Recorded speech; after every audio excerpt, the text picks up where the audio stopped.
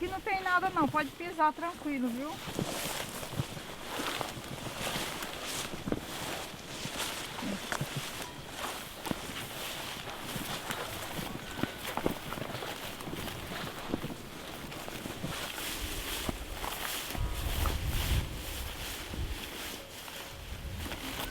Tem não? Ó, isso é gandu. Deus, uma delícia. É.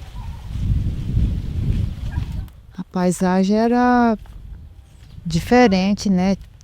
Meu avô criava gado, aí ali onde tem, onde hoje eu tenho um galinheiro, era uma cocheia, que é um lugar que o gado dorme, né? Passa a noite. E meu avô tirava leite, tinha roça, tinha um caldeirão, que é um lugar de pedra que junta água quando chove e a gente vai usando aquela água, né? Que era ali. Tá bem diferente aqui agora. Todas essas frutíferas eu plantei depois que eu cheguei aqui.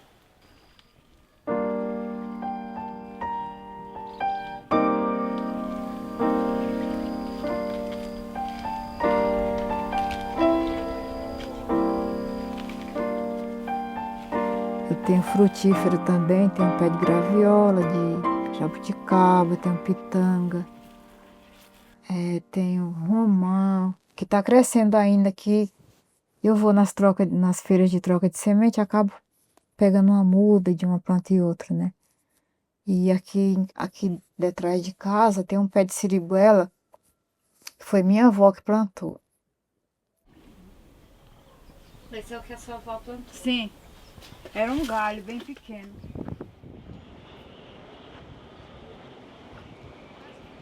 Eu chegava meio-dia, meia, 1 hora da tarde, almoçava e deitava numa rede ali atrás.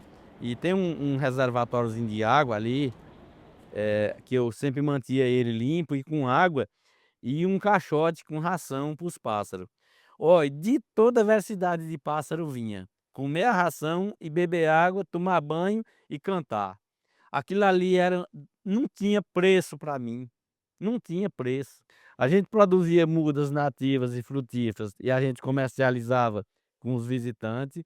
Se tornou uma propriedade sustentável. E a gente se sentia aqui bem com a vida, feliz com a natureza e dando essas palestras com a população. Foi a própria família que fez isso aqui. Ela tem capacidade para 10.600 litros d'água e a gente, quando enche a cisterna, a gente joga as calhas para encher ela. E aí aproveita a água do telhado, a toda nela.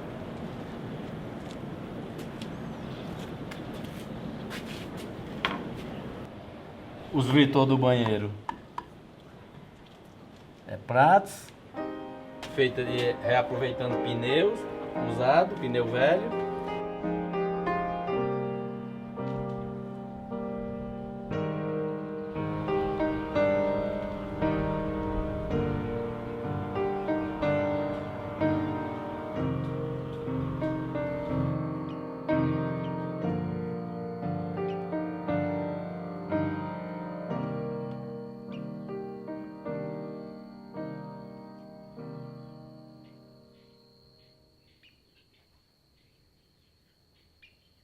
O meu lugar de estar era na mata, porque, mais uma vez, voltando à questão, embora eu tenha vivido boa parte da minha vida na cidade, eu tinha que estar na mata. Aqui no território do Vale do São José, nós temos vários sítios arqueológicos com pinturas rupestres e eu acabei me tornando um dos principais pesquisadores responsáveis por ir até esses lugares. Mas na nossa infância, na minha, dos meus primos, dos meus colegas, a história era sobre os reinos encantados. Então dizia assim, lá no rio, lá no sítio Exu, tem na beira do rio uma pedra, essa pedra tem um moinho, e esse moinho é a porta para um reino encantado. Aqui é o nosso espaço. Aqui foi uma das primeiras escolas do município de Caetés. Ele era um armazém de farelo que meu avô cedeu nos anos 60, 70 para ser uma escola. E ele funcionou até 85. E será em breve o museu. 20 anos depois eu volto para esse mesmo lugar, sobre o qual meus avós me falavam, e eu chego lá e você tem um sítio arqueológico com pinturas rupestres, um local que era usado de forma coletiva por as pessoas da geração deles, ou mais velha do que eles, e você chega lá, você tem a rocha, o formato de uma entrada, só que a rocha está fechada. A gente tem a data em que o piso foi feito, né? 17 de outubro de 68. E aqui tem os pezinhos das minhas tias, na época crianças, que o pedreiro veio aqui e colocou como uma digital.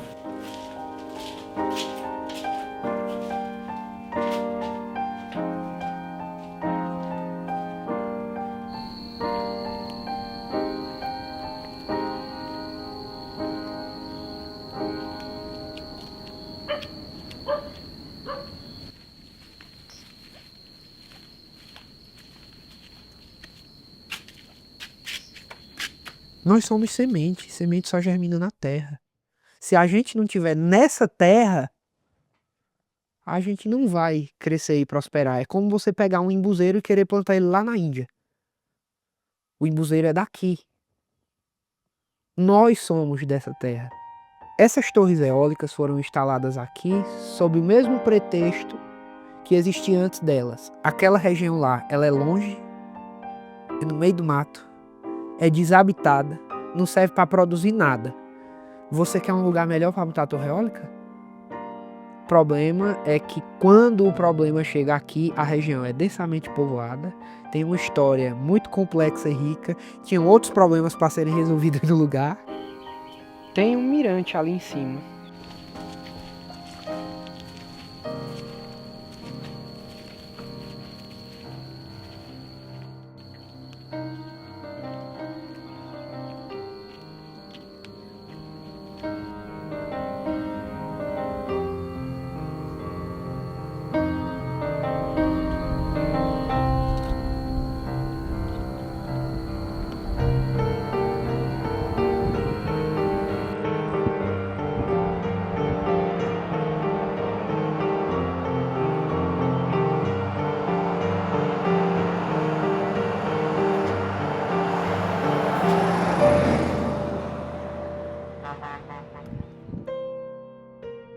Foi um período de uma seca muito grande aqui, 2012 até 2019.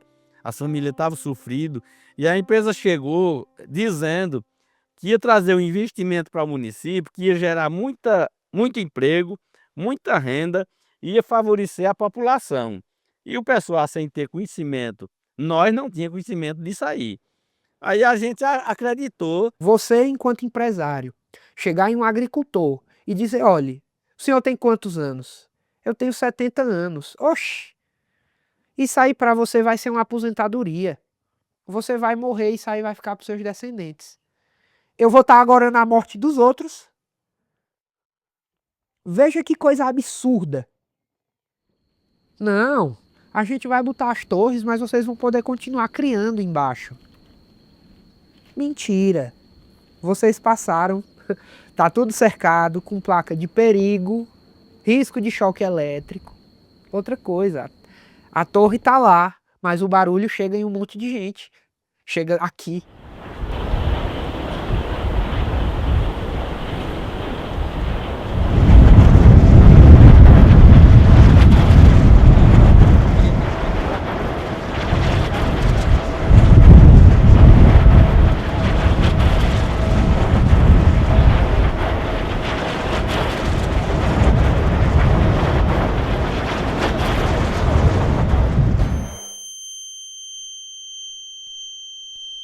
Vim visitar aqui, igual eu vinha, uma vez por ano de São Paulo, olhava isso daqui. Você fala, olha, é bonito, né? Tem gente que acha tão bonito, né? Mas aí quando você dorme à noite, você diz, nossa, como vocês aguentam ficar aqui?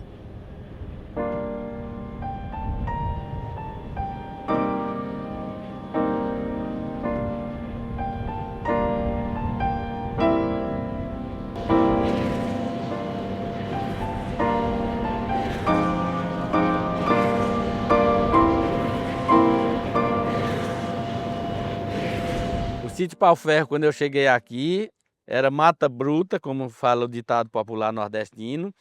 não tinha nenhuma benfeitoria, era só o matão. O primeiro passo foi cercar, depois da cerca, o primeiro passo foi a casa de moradia, depois da casa a gente foi investindo em quintais para galinha, um curralzinho onde eu ainda criei um gado, umas ovelhas.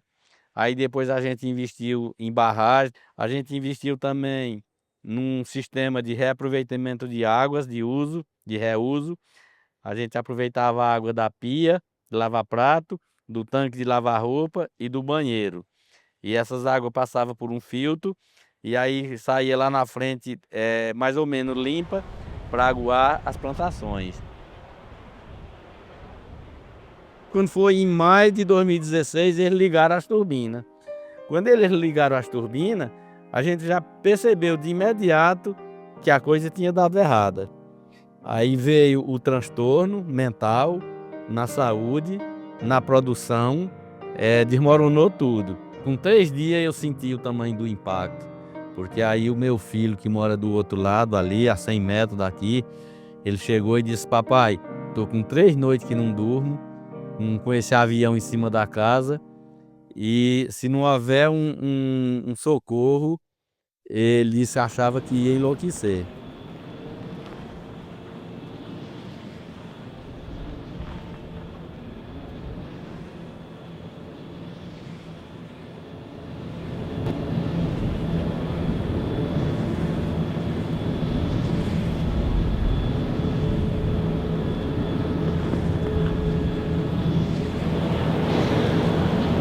Em Taloá, eles estão fazendo uma estrutura com hélices bem maior que essa.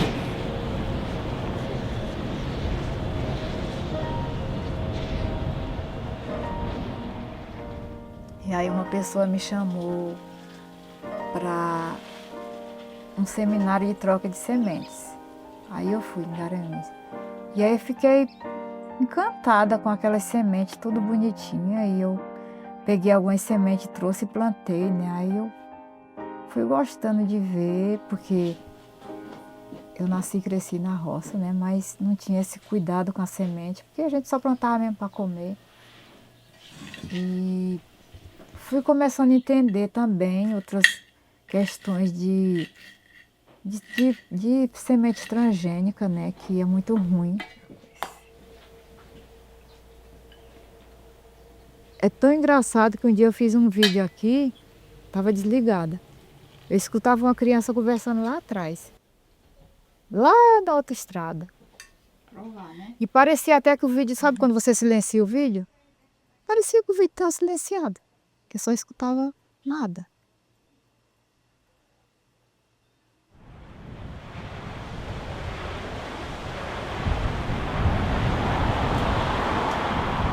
Uma coisa é você pegar um manual de etnografia e ver um antropólogo descrevendo o impacto.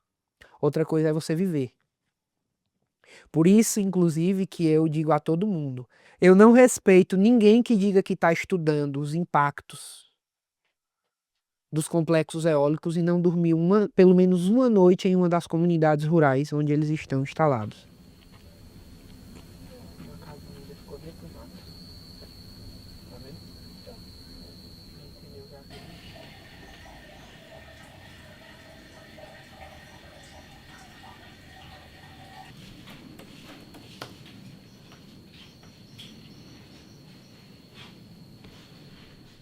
Quando eles ligaram as turbinas, acabou o emprego. Mandaram todo mundo embora. Então o emprego foi temporário. Agora o problema veio definitivo.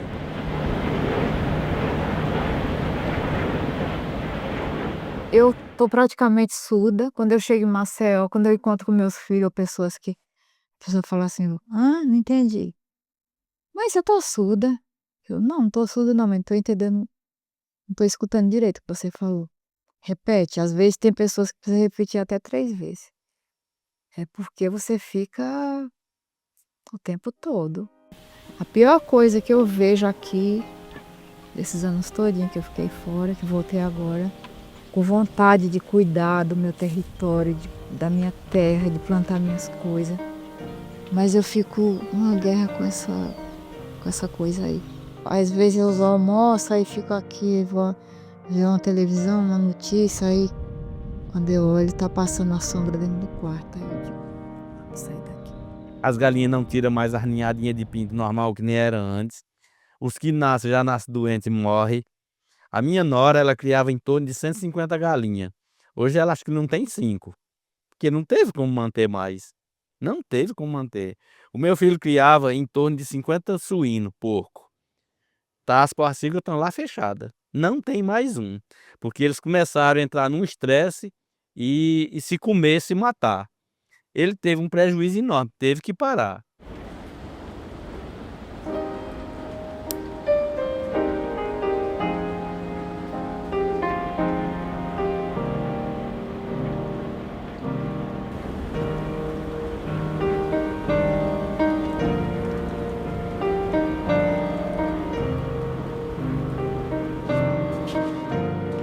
Olha, aquilo que eu falei, olha, aqui tudo era coberto com vegetação natural. E a gente produzia, e produzia bem. Essa daqui mesmo, ela pega 22 mil litros. A cisterna Caçadão, ela é padrão para 52. A nossa, ela foi para 72. Todos os nossos reservatórios de água aqui, a gente aumentou a capacidade de captação de água, justamente para a gente garantir que na seca a gente tivesse água suficiente para romper o período da seca. Olha aí os trilhos de ir para o banheiro aí. Reaproveitando pneu velho de moto e pedra do próprio sítio aí. Quando eu cheguei aqui, tinha abelha nativa, que era uma coisa extraordinária. Eu tinha até um plano de formar um apiário de abelha nativa, para eu ter mel de abelha nativa aqui, tanto para consumo humano como para comercializar, porque aqui dava para fazer, porque aqui nós temos muita vegetação. Isso foi de água abaixo. Você não acha uma abelha hoje para fazer um remédio. A abelha sumiu com isso aqui. 220 metros. Esse daqui. Mas são 9 arrodeando a propriedade. Olha lá, ó, a fileira.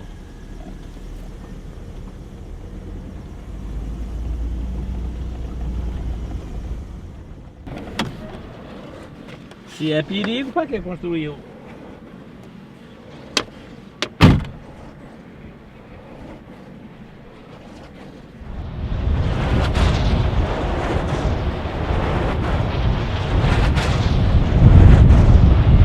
Acho que tem mais de 2 toneladas de ferro e concreto para poder segurar essa base, para poder segurar ela. Ela tem 72 parafusos ali ó, ao redor para segurar ela.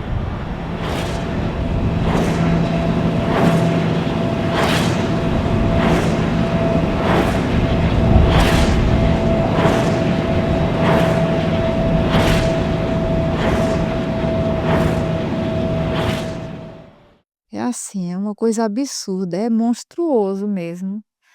O, im- o, o estrago que eles fazem na Caatinga para implantar um aerogerador. Um, né? Imagine para implantar 150, não sei quantos mil. Acaba.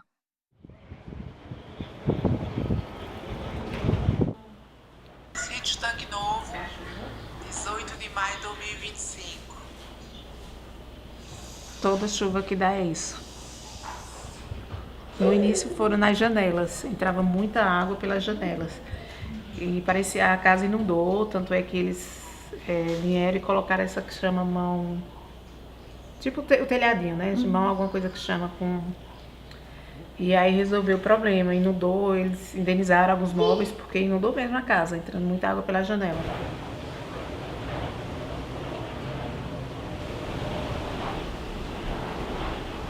E aí a minha esposa, que ela vivia de bem com a vida aqui, ela entrou num estado de nervo, num estresse, numa depressão.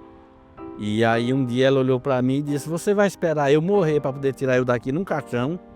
Aí eu não tive escolha. Em lugar de ser uma propriedade de referência, hoje está sendo, para mim, está sendo um pesadelo, né? Porque eu deixei a minha vida de agricultor para viver na cidade, e o meu sonho que eu tinha aqui, que era um sonho realizado, se tornou agora um pesadelo para mim. Isso é muito desconfortável para mim. Às vezes, quando eu venho para aqui, que eu lembro como isso aqui era antes e o que está sendo hoje, às vezes eu choro, porque me dói o coração. Eu saber que foi uma coisa que a gente construiu com tanto amor, com tanto carinho. Ela cria conflito entre a gente, porque eu não quero sair daqui, eu quero ficar. Mas a minha prima quer sair. Aí quando entra num debate, eu não quero sair, mas ela diz, mas eu quero. Na Caatinga já não mora ninguém mais. Quem morava na Caatinga foi embora. Você passa assim, você fala, você vê uma ruína, né? Aí você fala assim, olha, quem morava ali? Era fulano, mas foi embora. Por causa da eólica. E ali era fulano, mas foi embora. Então ficou só as ruínas, né? Como as comunidades rurais que falam vão ser ouvidas com o barulho das torres eólicas? A gente sabe dos impactos, a gente sabe dos problemas. Não se trata de uma transição energética, é uma questão de mercado, é uma tendência de mercado. A Microsoft quer dizer que vende um notebook que foi produzido com energia renovável. Não é transição, a que custo? Polui menos e tira a gente do nosso território. Tem um pé de siriguela ali detrás de casa que 1 milhão não paga ele. E sabe por quê? Porque eu tenho 56 anos. Se eu pegar esse 1 milhão e comprar outro pé de siriguela, eu não vou ver ele desse tamanho nunca. Eu tô com 56. Quem implantou esse parque, eles não entendem que para algumas pessoas dinheiro não é tudo. Que para mim, por exemplo, o que é importante para mim é a minha tranquilidade, é trabalhar na minha terra, entendeu? Sem ter esse barulho, sem ter essa sombra passando, vendo os animais livres. Mas eu ainda tenho vontade de recomeçar em outro canto, mostrar que é possível se viver no semiárido, numa região que chove menos e que a gente tem condições de sobreviver e tirar o sustento de dentro da propriedade, investindo em tecnologias de convivência. Hoje eu estou com 77 anos, não sei se vai dar mais tempo, porque quando eu fiz isso aqui, eu ainda tinha força e coragem de trabalhar manualmente.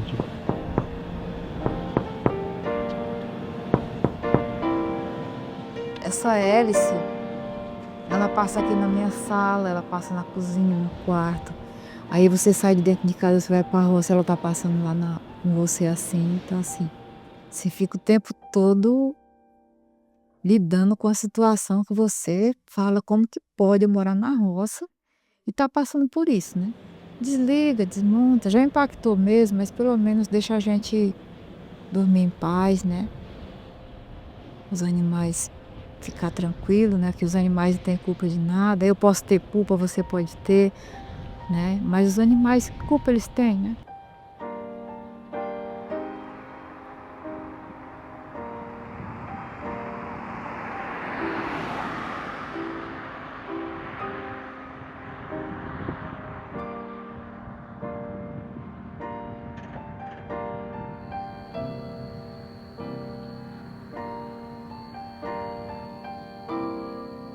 Lá no nosso território, a regra é clara. Se ligou, tem como desligar. Se sobe, desce. Não tem mistério. Tudo que nós fizer contra a natureza não fica sem resposta.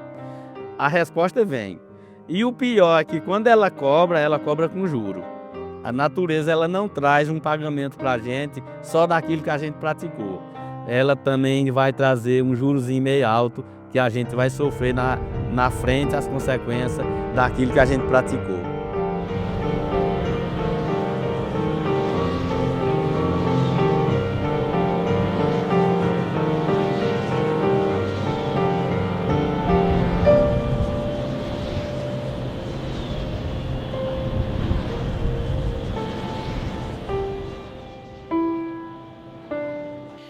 De quando vocês estiveram aqui até agora, nós tivemos pequenas conquistas, né?